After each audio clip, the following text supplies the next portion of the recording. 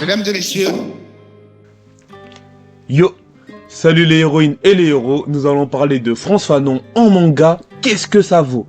Et aussi, nous allons voir dans cette vidéo comment Frantz Fanon, je pense que vous le connaissez tous, j'espère que vous le connaissez, parce que c'est une figure super importante de la décolonisation de par le monde, et surtout en France, et même de la lutte anticapitaliste et de la lutte contre les oppressions de ce monde. Frantz Fanon, c'est un grand personnage à connaître tous. Et Olivier Méry, celui qui a fait ce manga, Frantz Fanon, les couleurs du combat, que vous devez vous offrir. Bah, comment il a fait pour faire un récit aussi bon? Parce que spoiler, j'ai kiffé ce manga et je vais vous expliquer dans cette vidéo comment il a repris les codes du manga pour en faire une biographie réussie, intéressante à la fois pour les plus jeunes et pour les plus vieux, ceux qui veulent savoir plus justement sur les notions de décolonisation, sur les notions aussi de lucidité radicale sur la déshumanisation des opprimés. On en parle dans cette vidéo. Let's go! Mais Fanon leur répond. Chaque fois que la dignité et la liberté de l'homme sont en question, nous sommes concernés, blancs, noirs ou jaunes. Et chaque fois qu'elles seront menacées en quelque lieu que ce soit, je m'engagerai sans retour. Frantz Fanon, les couleurs du combat de Olivier Méry, dessiné par Daniel D'Almeida. Olivier Méry, c'est un auteur guadeloupéen. On va revenir sur lui un peu plus tard. Daniel D'Almeida, c'est un franco-portugais et c'est édité par Carabéen Éditions. Ça aussi, on va en revenir parce que leur histoire est super intéressante. Et pour savoir et pour parler bien d'un manga, faut connaître qui l'a fait, dans quel but. Mais comme vous le savez, c'est un manga sur Frantz Fanon. C'est le sujet principal. Qui est Frantz Fanon? Frantz Fanon est né en 1925. Et là, on est... Normalement, la vidéo devrait sortir en 2025. Mais si elle sort en 2026, bon, j'ai raté, mais normalement, dans les 100 ans de l'anniversaire de Frantz Fanon. Voilà. Vous voyez, 1925, 2025, vous avez fait le calcul, 100 ans. Et pour les centenaires, il y a eu plusieurs œuvres sur Frantz Fanon qui sont sorties. Il y a eu 2 films au cinéma. Je ne sais pas si vous l'avez vu, il y avait un film justement réalisé par des franco-caribéens et un autre film réalisé par des Algériens. C'est super intéressant parce que on a 2 points de vue différents, mais sur une même époque. Et ça, on va en reparler aussi après la vidéo. Ouais, vraiment, n'hésite pas à regarder la vidéo jusqu'au bout et à liker pour encourager justement le média Waxan, le média Afro-Pop Culture. Et je présente des mangas justement afro comme celui-là. Même à l'arrière, je sais pas si vous voyez par exemple Tama, Miwa. C'est des mangas, c'est des œuvres afro que je présente dans mes vidéos. Bref, revenons sur Frantz Fanon, excusez-moi pour cet aparté. Frantz Fanon est décrit par Olivier Méry, le combattant des opprimés. Quelqu'un qui a combattu toutes les luttes contre l'oppression. Quelqu'un qui a participé à l'indépendance de l'Algérie. Quelqu'un qui était là pour aussi les prémices du panafricanisme, un panafricanisme totalement décolonial. Et il pensait que les Africains devaient écrire une nouvelle page de l'histoire totalement différente que ceux qu'ont déjà écrit les gens et ne pas reproduire les oppressions qui ont déjà été faites. Par exemple, c'est quelqu'un qui a déjà dit « Attention, les élites africaines ne devenaient pas comme les élites européennes. Parce que sinon, tout ce travail sur la liberté du peuple, bah, leur a servi à rien parce que derrière, vous allez l'opprimer à votre tour. Ne soyez pas comme les colons. » Frantz Fanon, c'est aussi 2 œuvres emblématiques, Peau noire, masque blanc, et aussi Les damnés de la terre, qu'il a écrit lors de la fin de sa vie. Il a aussi écrit plusieurs multiples articles qui sont facilement à découvrir. N'hésitez pas à lire sur Frantz Fanon et surtout à lire le manga parce que c'est beaucoup plus simple de lire du manga. Et ça permet, parce que Frantz Fanon, il parle à tout le monde, réellement. Il veut parler à tout le monde parce que son message doit être écouté par tous. Mais le problème, c'est que, avec tout le respect, hein, Peau noire, masque blanc, faut y aller pour le lire. C'est ouf, c'est long. Même Les damnés de la terre, c'est costaud. Et ce manga-là, il est complexe parce que il va expliquer des notions justement qu'on retrouve dans ses livres. Mais il sera beaucoup plus accessible parce que il va narrer. On a un vrai récit narratif, hein. C'est pas un manga qui est fait pour accompagner Frantz Fanon pour faire de l'argent, non. Ici, on a vraiment une proposition narrative d'un auteur, Olivier Méry. Donc, on va passer à toi, Olivier Méry. de cette histoire. Voilà comment effectivement je suis devenu, on va dire, scénariste professionnel. J'espère que évidemment ça va continuer encore longtemps sur d'autres projets. Mais déjà, Olivier Méry, big up à toi. Je te remercie parce que c'est lui qui m'a envoyé justement le manga. Il avait vu ma vidéo sur Miwa et je le remercie. J'avais déjà vu en librairie justement le manga sur France Fanon et c'est vrai que j'avais hésité, je savais pas vraiment c'était quoi. C'était une vraie œuvre et quand je l'ai lu, j'ai vu un vrai récit. Je pense que je vais vous montrer les pages, mais déjà les dessins super beaux. Et c'est ça qui est impressionnant, c'est vraiment un dessin totalement c'est vraiment des artistes français, une maison d'édition française et qui ont fait un travail qualitatif exceptionnel. Et là, il faut vraiment encourager. Normalement, de ce que j'ai entendu, ils ont fait des excellentes ventes. Ils ont été en rupture de stock très vite. Donc, ça veut dire qu'il y a eu un franc succès pour France Fanon. Et n'hésitez pas à l'acheter. Il est normalement disponible dans toutes les librairies. Et si vous le voyez pas en librairie ou dans votre magasin, commandez-le. Ou sinon, même sur Internet, il est facilement commandable. Par exemple, sur Amazon, il est disponible. Olivier Méry est né en 1984 à Saint-Denis, en France. C'est un Guadeloupéen, comme je vous l'ai dit. Il est ancré dans une culture afro-caribéenne, dans ses racines aussi africaines. Il n'oublie pas qu'il a un afro-descendant. Et ça, je l'ai remarqué parce qu'il est aussi créateur de contenu avec sa chaîne Fumigène. Et d'ailleurs, sa chaîne Fumigène, la première vidéo que j'ai vue de lui, c'est sur The Last Kamit, un afro-manga. Il me semble que j'ai déjà fait une vidéo dessus, mais pas sur YouTube, sur mes formats short. N'hésitez pas à vous abonner. Instagram, Waxan Studio, et aussi sur TikTok, Kembo Waxan. Ce gars-là, Olivier Méry, Fumigène, il avait fait plusieurs vidéos à la fois sur The Last Kamit, Red Flyer. Vraiment, c'est quelqu'un qui lui-même est intéressé par ces récits afro. Et c'est ça que je trouve ça cool parce que je l'ai déjà retrouvé justement sur les lives de Kikusho, voilà. Et sur les lives de Kikusho, je l'ai déjà retrouvé à commenter, à être là. Il est à l'affût, il est concentré et il aime beaucoup cette culture afro. Et lui aussi, il l'apporte grâce à son récit. Et même, il est en train de préparer 2 autres récits. Il me semble que c'est avec le même éditeur Caribbean Edition. Et ces 2 autres récits, normalement, c'est incroyable. Vraiment, il aura des dessinateurs de qualité avec lui. Et lui-même, c'est un scénariste vertueux. C'est-à-dire que c'est un scénariste qui travaille son scénario depuis très longtemps. C'est-à-dire qu'il a fait d'abord des premières œuvres autour de l'univers de Dragon Ball en manga. Donc il a déjà cette expérience du scénario. Il a fait aussi d'excellents dossiers qu'il a envoyés aux éditeurs parce que de base, il voulait faire un manga fantasy autour de la culture afro-caribéenne. Et il a réussi à avoir l'éditeur Caribbean Edition. Et Caribbean Edition, ils lui ont dit, on a dans nos bacs, on aimerait bien faire un manga sur France Fanon. Est-ce que tu serais chaud pour le faire parce que toi-même t'es de cette culture afro-caribéenne, est-ce que tu as envie de participer? Lui-même, il a dit il était chaud. Dans la discussion aussi, c'est là où l'opportunité m'a été proposée de faire le scénario de Frantz Fanon, Les couleurs du combat. Donc ça a été vraiment une opportunité, en fait, pour moi, très clairement, et je connaissais déjà Frantz Fanon, et de là, j'ai écrit le scénario, etc. Parce qu'il connaît Frantz Fanon, et d'ailleurs, quand j'ai regardé toutes ses interviews, j'ai essayé de vous mettre des extraits, il est calé. Et même moi, par exemple, je lui ai demandé son avis, ses prises de position, pourquoi il avait fait tel choix dans le manga. Et il me l'explique avec une oralité exceptionnelle, hein. Il connaît Frantz Fanon, tu vois que le gars, il s'est informé. Ça veut dire que il a mis, il me semble, 1 année à faire le manga, mais Frantz Fanon, il le connaît depuis bien plus longtemps, donc il avait déjà les bases. Et d'ailleurs, pour avoir ses ressources, à la fois chez Caribbean Edition, il y avait déjà des auteurs qui avaient écrit sur Frantz Fanon, donc il avait déjà cette connexion. Et aussi, il était parti voir la Fondation Fanon, qui est, il me semble, c'est la fille de Frantz Fanon. Elle est aussi dans le manga, dans l'une des pages. Je sais pas si je vais la retrouver, mais il a aussi montré, et sa fille à Frantz Fanon a fait la Fondation Fanon exceptionnelle et qui a donné des ressources, des aides pour justement avoir des petits inédits qu'on retrouve uniquement dans le manga et que vous allez découvrir sur la vie de Fanon qui sont réels et des anecdotes de ouf. Vraiment, sur ce coup-là, le manga est intimiste, nous donne des bonnes anecdotes et nous fait un vrai récit. Olivier Méry, c'est un acteur à suivre, une personne importante, un mangaka.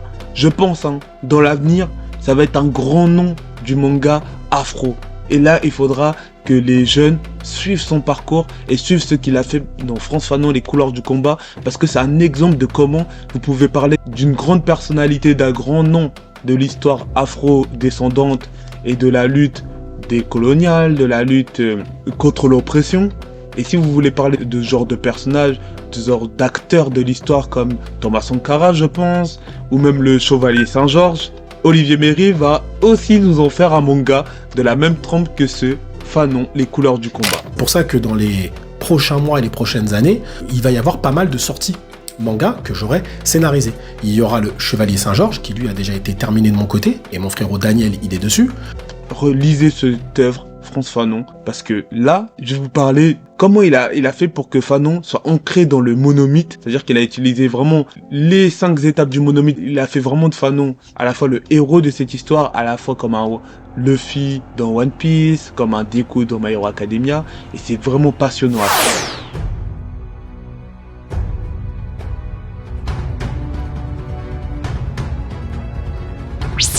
Olivier Méry commence l'histoire de Frantz Fanon avec un procédé narratif plutôt malin en nous montrant la fin dès le début de l'histoire. Voilà, c'est comme on a une scène de pré-générique comme dans les Marvel où on nous montre la fin de l'histoire. Et comme vous le savez, Frantz Fanon est mort et c'est ce qui nous montre. Désolé, c'est pas un spoil mais je pense que vous le savez tous.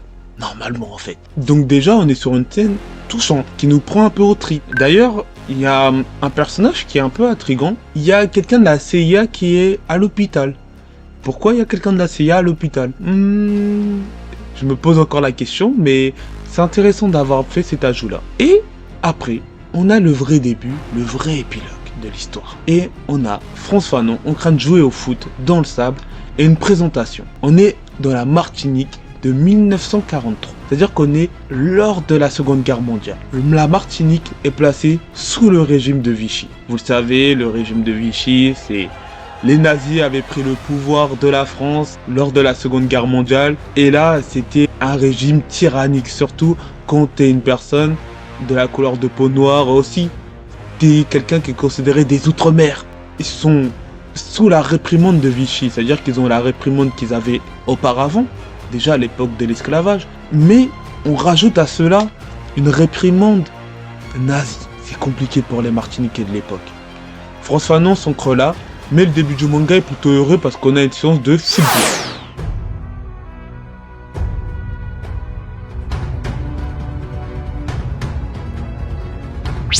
L'introduction de Fanon dans le manga se déroule grâce au football. Mais pourquoi le football? Je me suis posé la question. Bon, c'est vrai que le football c'est un sport que moi-même je pratique. Je pense que vous voyez et que beaucoup d'entre nous pratiquons. Et même nous avons tous de notre vie des matchs à regarder. Mais l'introduction de Fanon au football n'est pas que parce que c'est un sport populaire.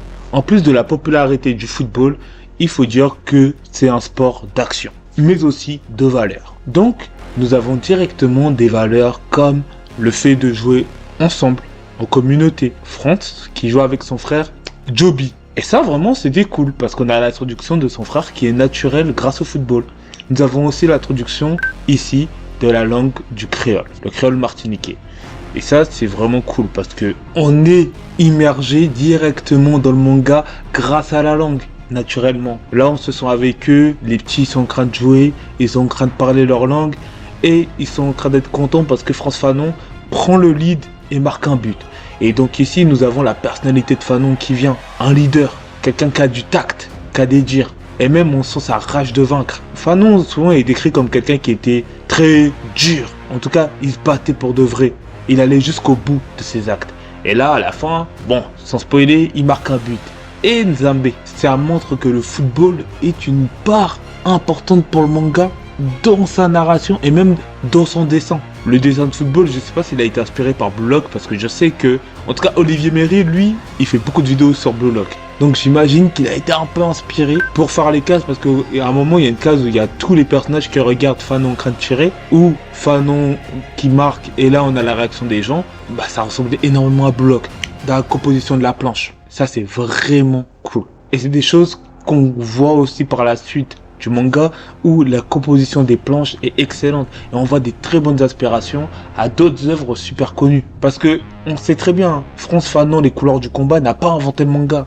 Non, il va reprendre des très beaux codes, mais il va te proposer l'une des en tout cas pour moi, pour le moment, c'est la meilleure biographie en manga, en tout cas. Et après, nous avons, après leur match de football, qui nous met un personnage jeune, qui joue comme nous, ça rappe notre vie. On se sent à l'intérieur de la peau de Frantz Fanon. On a Frantz Fanon qui nous dit son arc, son ambition, son objectif. Et celui du récit avec le fait de se battre pour les siens et contre les oppressions. Directement, il nous le dit après le match. Quand il parle à son frère. Il dit ouais, il est content du match, mais il pense à la situation Martinique, on rappelle, sous le régime de Vichy. Donc ça a un élément phare qui n'est pas oublié de la part du manga et de son intro footballistique.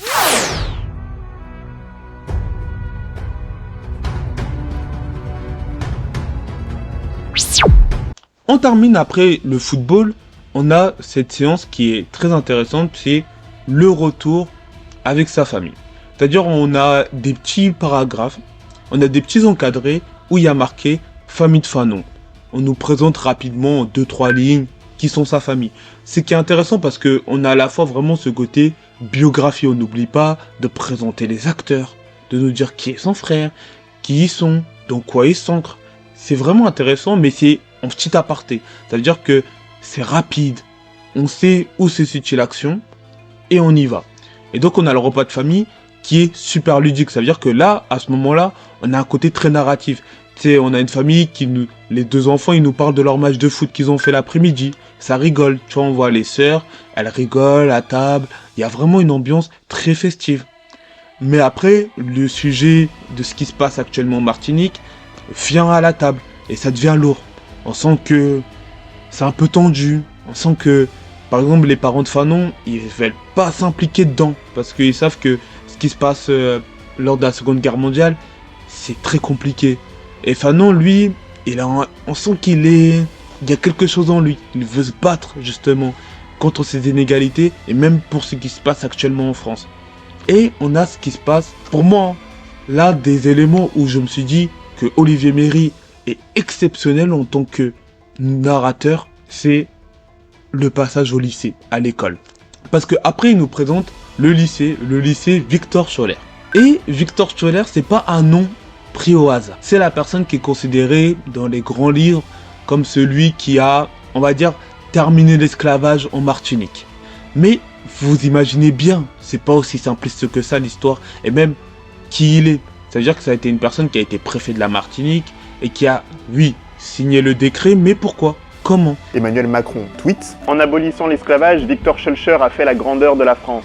Je condamne avec fermeté les actes qui salissent sa mémoire et celle de la République. » Alors pour comprendre la vraie raison de ce déboulonnage, il faut remonter 2 siècles plus tôt, le 22 mai 1848. À l'époque, l'arrestation injuste d'un esclavisé nommé Romain déclenche une grande révolte, et pour ne pas perdre le contrôle de la Martinique, le gouverneur est obligé d'abolir l'esclavage. Et si vous ne connaissiez pas l'histoire du 22 mai, c'est parce qu'elle a longtemps été invisibilisée par la mémoire d'un homme, Victor Schœlcher. C'était un républicain qui a milité pour l'abolition de l'esclavage, déjà parce qu'il était contre l'esclavage, mais aussi parce qu'abolir, c'était le meilleur moyen d'éviter qu'une grande révolte générale fasse perdre le contrôle des colonies. Pour maintenir le système colonial, il fallait abolir l'esclavage. Quand la Seconde République est instaurée, Schœlcher signe donc un décret d'abolition. Mais ce décret arrive trop tard en Martinique puisque les esclaves ont déjà forcé le gouverneur à abolir l'esclavage. Et ça, c'est un problème pour le roman colonial français qui a besoin d'enseigner que c'est un homme blanc qui a libéré les esclaves noirs. Alors la mémoire de Schœlcher va être instrumentalisée pour en faire un sauveur. Il va nous mettre dans la peau du personnage qui se pose des questions, comme tout adolescent. Pourquoi on nous présente Victor Scholler comme celui qui nous a libérés, mais on nous parle pas de ce qui s'est passé avant? Pourquoi on glorifie ce personnage-là, mais on met sous tapis, justement, que la France a participé à cet esclavage, a mis une division de la société a hiérarchisé des personnes selon leur couleur de peau, selon leur race. Il se dit, c'est bizarre. Vous nous parlez de ça, mais vous nous parlez pas de tout ça. Vous nous parlez pas de la révolte des Martiniquais, des gens des îles. Comment ils ont fait pour se mobiliser. Et comment cette révolte populaire a mené justement à terminer cet esclavage. Là, c'est mis sous le tapis. Pourquoi on n'a pas aussi des personnes afro-caribéennes mises en avant? Et ça, c'est des questions que se pose le jeune Fanon. Parce que aussi, je vous l'ai pas dit, on commence avec la Frantz Fanon qui a 17 ans. Franchement, c'est excellentissime parce que nos personnages de shonen, ils ont tous, normalement, ces collèges-lycées. Deku, lui par exemple, on entre au lycée avec lui.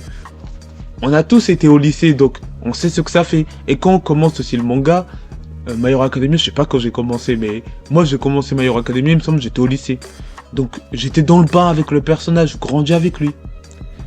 Et nos personnages de shonen, c'est comme ça, donc ça veut dire que Fanon, on grandit avec lui.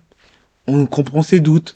Quand il va à l'école, on comprend pourquoi il se pose ce genre de questions, parce que on s'est tous posé ce genre de questions. Par exemple, Jules Ferry. Jules Ferry, à la fois, il était iconisé, comme celui qui a ramené l'école pour tous. Mais derrière, j'apprends que Jules Ferry, il voyait derrière Jules Ferry un grand racelard, c'est-à-dire un vrai raciste vraiment. Et il voyait la hiérarchisation des races. Donc pourquoi il est vu comme une icône? Bien sûr, ça fait une démarche assez bizarre de se retrouver avec quelqu'un qui est iconisé, mais en même temps, on sait que c'est pas forcément une bonne personne. On se pose des questions. Donc on est avec Frantz Fanon, on le comprend. On a tous été dans cet âge-là, et c'est pour ça que les jeunes personnes vont s'identifier très facilement à ce Frantz Fanon qui se pose des questions. Et on a cette scène à l'école qui est réelle, et c'est pour ça que je vous ai dit que Olivier Méry s'est bien renseigné auprès de la fille de Frantz Fanon. C'est-à-dire que tous les éléments qu'on a de la fille de Frantz Fanon, et même il a lu les biographies qui ont déjà été faites sur Frantz Fanon, et il y a ce passage-là où on est au lycée, son professeur explique que il y a cette guerre, la Seconde Guerre mondiale, mais c'est une guerre entre blancs. Voilà, ça se passe loin. Mais Fanon leur répond. Chaque fois que la dignité et la liberté de l'homme sont en question, nous sommes concernés, blancs, noirs ou jaunes. Et chaque fois qu'elles seront menacées en quelque lieu que ce soit, je m'engagerai sans retour. Il avait 17 ans. Le personnage de Fanon, exceptionnel. Il avait trop d'aura à ce moment-là. Il se lève de table, il confronte son professeur. Je sais pas si vous avez déjà été dans ces scénarios-là. Quand tu confrontes ton prof et que t'as un avis bien tranché, mon gars, t'as trop d'aura. C'est-à-dire derrière toute la classe est là en train de dire ouais mon gars t'es bien, vas-y, enchaîne, tu vois, ça t'encourage. Tu vois, t'es engrainé. T'es là, t'ajoutes. Boum, exclu. Et là, je me suis dit, non, là en même temps, il nous raconte la vie de Fanon, mais on sent qu'en fait ça peut être nous. Donc on est vraiment ancré dans ce récit-là et on a ce côté héroïque. Et c'est pour ça que pour moi ça va rejoindre le monomythe, mais là je vais revenir en aparté de la vidéo après. Bon, je suis obligé de conclure la vidéo sur Frantz Fanon ici. Je sais que j'ai pas tout dit parce que là c'était la partie 1. Mais si vous voulez apprendre plus sur le manga Frantz Fanon, les couleurs du combat, déjà je vous invite à vous le procurer dans vos librairies préférées, de le commander. Il est aussi disponible sur Amazon ou sur n'importe quel site internet, c'est facilement disponible. Édité par Carabé Édition, je remercie encore Olivier Méry. Aussi, il faut que je le dise, la partie 2 va aller plus en détail. Bien sûr, n'hésitez pas à liker, à vous abonner à la chaîne Waxan pour avoir plus de vidéos Afropop Culture, et surtout cette partie 2 qui va aller entrer dans les détails de monomythe et de Frantz Fanon. Comment cette biographie a fait pour être un récit tel un shonen, tel un récit pour la jeunesse, où on rentre dedans, on est inspiré, et on sort grandi de cette lecture. Si vous voulez savoir ça, abonne-toi, like et commente. Peace out.